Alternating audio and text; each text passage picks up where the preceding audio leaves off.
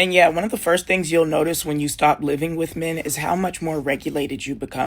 A lot of men derive power from being dysfunctional and dysregulating everybody around them. On my last post about men hacking and coughing and burping and farting and just doing all these things of disgust to draw attention, a lot of people brought up other behaviors men do that are loud and disruptive.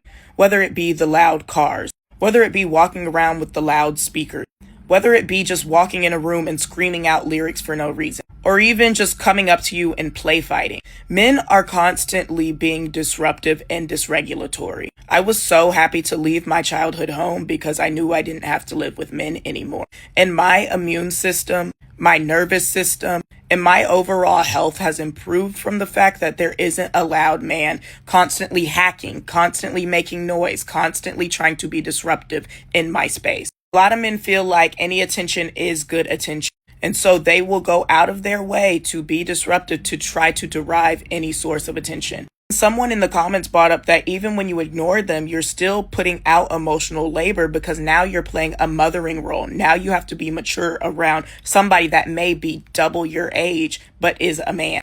When you get out in the real world, you realize most men have not matured past middle school age.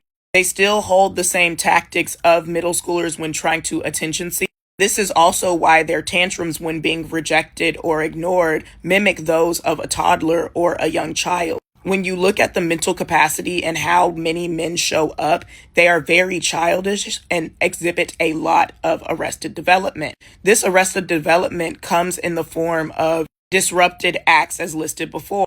Being attached to one or having one in the space is like having the bad kid that keeps yelling out in the classroom and is disrupting the learning and the peace of everybody else. They also think this is a way to assert dominance. If I can rev my engine loud enough, if I can wake up in the morning and be so loud that the whole house is made uncomfortable, if I can fart just loud enough, poop in the restroom enough times before you have to get ready, I can show how powerful I am.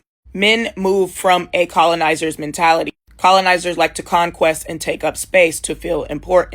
Things like manspreading, marking territory, peeing while standing up and leaving some traces on the floor, hacking up mucus and spitting it out in the presence of others. These are all attention-seeking behaviors that just reflect that even though men have created a whole system that gives them power and control, they still feel small in their own personhood. The fact that they have to do all these things even goes to show that this system is not natural. If you were truly meant to be empowered in this way, you wouldn't have to do so much peacocking to feel like you have a presence in your own system.